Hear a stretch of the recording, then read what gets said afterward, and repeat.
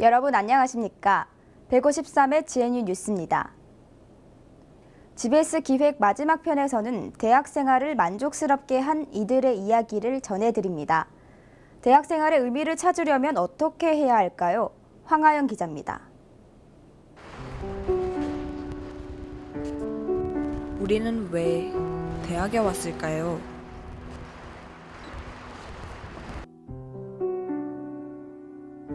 대학 생활의 의미는 무엇이며 우리는 대학 4년 동안 무엇을 얻어갈 수 있을까요? 대학 같은 경우에는 일단 고등학교 3학년 때 남들이 다 가니까 진짜 잘 모르겠어요. 그냥 흐름에 맞춰 온 것 같은데.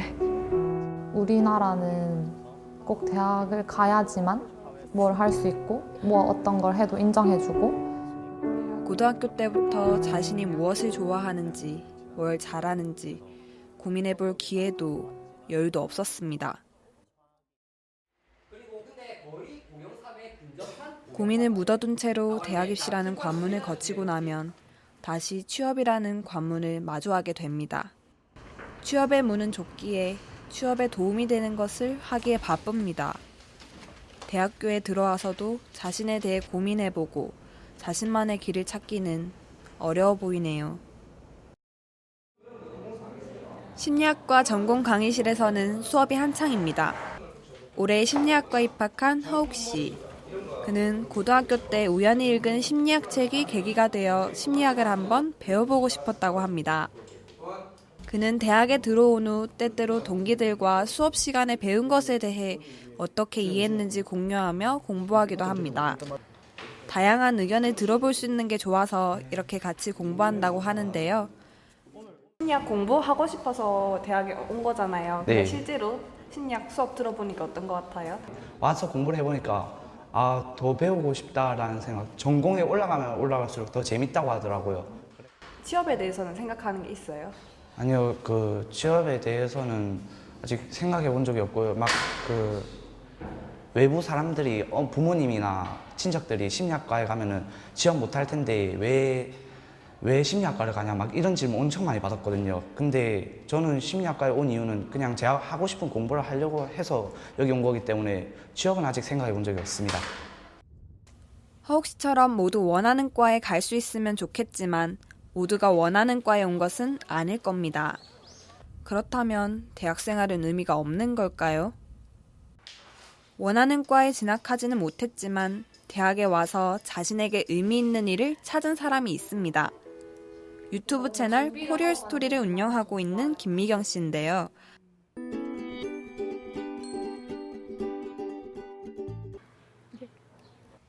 그녀는 현재 당장의 취업 준비보다 자신이 하고 싶은 일을 하는 것이 더 의미 있다고 생각합니다.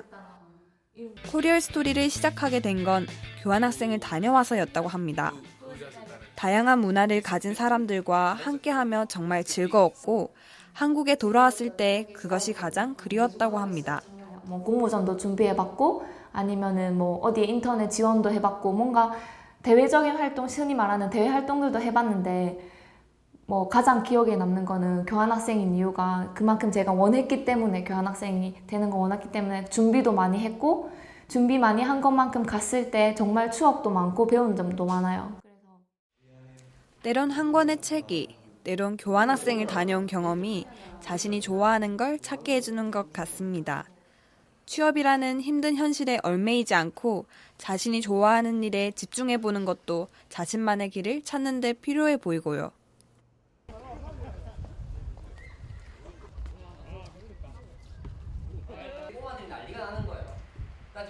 김항 씨는 홀로 여행해보고 싶다는 꿈 하나로 세계 여행을 다녀왔습니다.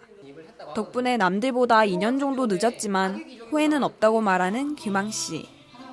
초등학교 5학년 때부터 선생님이 되고 싶었다는 그가 임용이 늦어지는 걸 감수하면서도 세계 여행을 떠난 건 무엇 때문이었을까요?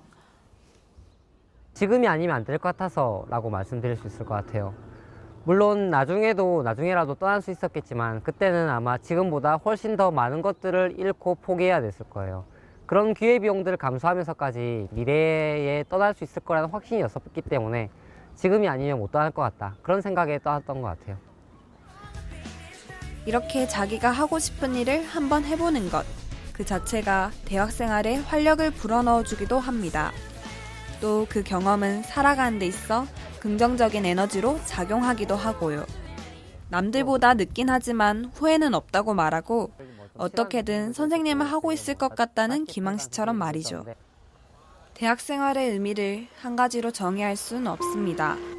어떤 이는 인간관계를 배울 수 있다는 데서 의미가 있다 하고 또 어떤 이는 연애를 마음껏 해볼 수 있다는 게 의미가 있다고 합니다. 그러나 한 가지 분명한 건 그 의미는 우리가 찾기 나름이라는 것입니다. 많은 대학생들이 취업이 힘든 현실에 좌절하고 있습니다. 취업이 힘들기에 대학의 낭만도 점점 사라져 갑니다. 대학 생활은 취업에 성공했을 때만 의미가 있는 걸까요? 오로지 취업을 위한 대학 생활은 정말 여러분이 원한 대학 생활인가요? 자신에게 의미 있는 대학 생활을 하고 있는지 되돌아보고 함께 고민해봤으면 좋겠습니다. GNU 뉴스 황하연입니다. 대학의 낭만이라고 불리는 동아리. 하지만 동아리방이 창고처럼 쓰이는 곳도 많고 관리가 되지 않고 있다고 하는데요. 정연아 기자가 취재했습니다. 동아리방이 모여 있습니다. 동아리 활동으로 한창이어야 할 동아리방. 하지만 책상과 의자에는 먼지가 가득하고 한눈에 보기에도 지저분할 만큼 물품이 방치돼 있습니다. 동아리방 앞의 모습만 봐서는 동아리를 관리하고 있는지 활동은 하고 있는지 의문이 들 정도입니다. 이 동아리들은 총동아리 연합회 소속인 중앙동아리입니다. 중앙동아리로 등록이 되면 모든 동아리가 동아리방을 지원받습니다. 문제는 동아리방이 본래의 용도와는 달리 방치되고 있다는 겁니다. 또한 대부분의 동아리는 회원의 절반조차 활동에 참여하지 않는 경우가 많았습니다. 한 150 정도? 졸업하신 분들 다 자유하는 거기서 한 3, 40명? 네. 그러니까 휴학 기원을 다 빼야 하니까 그렇게 되면 아무래도 많이 빠지겠죠. 일부 동아리는 정식 동아리로 유지하기 위해 활동하지 않는 회원의 이름을 올리기도 합니다. 정식 등록할 때는 24명인가 채워야 돼서 그 옛날에 졸업한 분들을 다 채우고 근데 우리가 우리 다 맞출 수가 없거든요. 그러니까 친구 이름 무조건 이런 활동을 위해 동아리방이 필요한 일부 동아리는 중앙동아리로 신청해보지만 인준을 받기 위해서는 1년이라는 시간이 걸립니다. 한 학기에 한 번 있는 총동아리 연합회의 총회의 때 인준 여부가 확정되기 때문입니다. 교내에서 실시하는 사진 패널전 준비하기 위해서 제작하는 공간이 필요하고 또 이제 좀 규모가 있는 이 패널을 보관할 수 있는 공간이 필요하기 때문에 이런 동아리방이 필요합니다. 이에 대해 총동아리 연합회는 동아리방을 늘리는 문제에 대해 내부에서 결정할 수 있는 것이 아니라고 전했습니다. 관리되지 않고 놀고 있는 동아리방. 문제점을 파악하고 해결하려는 노력이 필요해 보입니다. GNU 뉴스 정연아입니다. 지난 5월 1일부터 열흘간 산청 한방 약초축제에서 조선 황실 음식 30종을 재현해 전시했다고 합니다. 이는 모두 경상대학교에서 소장하고 있는 고문원 내용을 바탕으로 제작했는데요. 강예원 기자입니다. 우리 학교 문천각에 보관된 205점의 다래발기입니다. 다래발기는 고종 황제와 명성 황후가 먹은 실제 음식을 1919년부터 3년에 걸쳐 기록해놓은 자료입니다. 황실음식문화연구회에서는 205점의 다래발기 중 항노화를 대표하는 궁중음식 30가지를 선별해 재현했습니다. 공식적인 행사 최초로 조선 황실음식을 전시한 겁니다. 그 시대의 음식을 재현하고 전시함으로써 최초로 그 중요성이라든지 가치를 드러낼 수 있게 되고요. 이를 계기로 해서 우리 전통 음식의 우수성을 알릴 수 있는. 간 기능을 좋게 하는 금중탕부터 항암효과가 뛰어난 강회까지 이는 모두 항노화를 대표하는 음식입니다. 산청 한방 약초축제에서 황실음식문화연구회 회원인 정계임 씨가 고문원을 바탕으로 직접 만든 궁중음식입니다. 옛날로 치면 언문이라 해야 되나요? 그런 글자로 돼 있어서 우리 현대인들은 읽기가 쉽지가 않았습니다. 우리 옛날 전통 음식의 어떤 진수만 모아놓은 것이거든요. 그래서 이 훌륭한 음식이 사람들한테 많이 알려져 가지고 경상대학교는 고문원 내용을 바탕으로 제작한 황실음식 전시를 시작으로 전통음식 문화 연구와 다른 역사 기록의 대중화에도 힘쓰겠다고 밝혔습니다. 항노화에 맞춘 궁중음식 재현을 통해 전통음식의 가치와 우수성을 입증하는 산청 한방 약초 축제가 되었습니다. GNU 뉴스 강연입니다.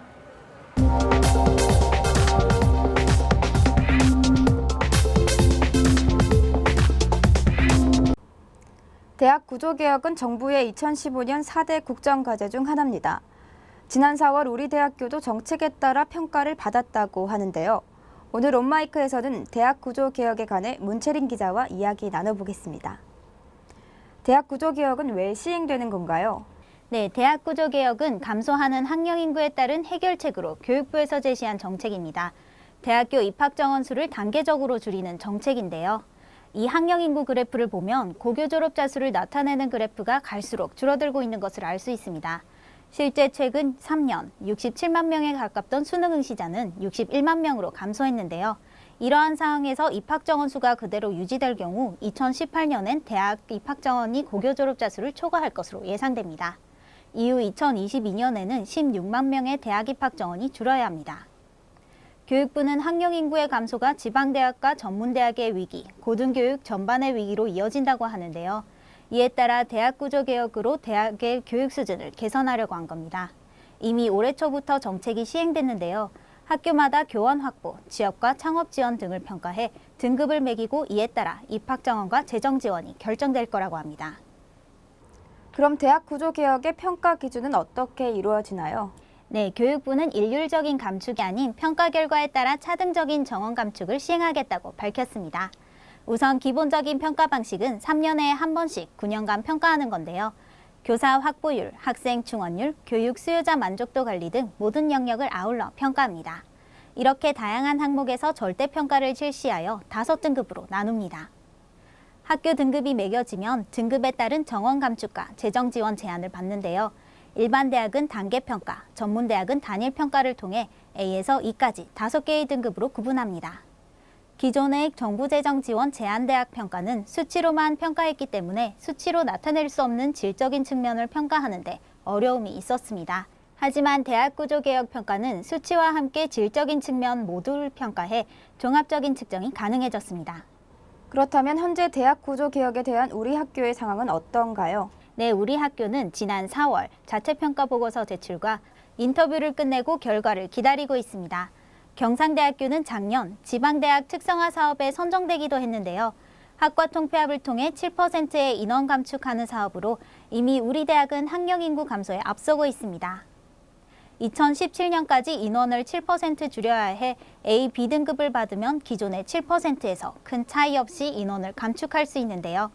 하지만 이 밑에 등급 C, D, E를 받을 경우 평균으로 또는 인원을 감축해 대학교 인원이 급격히 감소합니다. 한국대학신문에 따르면 경상대학교는 A등급 후보대학이라고 합니다. 지난 3년간 기본교육 요건 항목에서 만점을 받은 항목이 3가지나 되는데요. 전임교원 확보율, 교사 확보율, 교육비 환원율에서 만점을 받았다고 합니다. 지방대학이 수도권 대학과 동일한 기준으로 평가받는 것이 우려되기도 하는데요. 구체적인 재정 지원과 등급은 8월에 발표된다고 합니다. 네, 우리 대학은 등급이 발표되는 대로 대처 방안을 마련할 것이라고 밝혔습니다. 우리 대학이 인원 감축 무풍지대인 A등급을 받길 기대하며 이번 온마이크를 마칩니다. 문채린 기자였습니다. 다음은 GNU 뉴스 주요 단신입니다.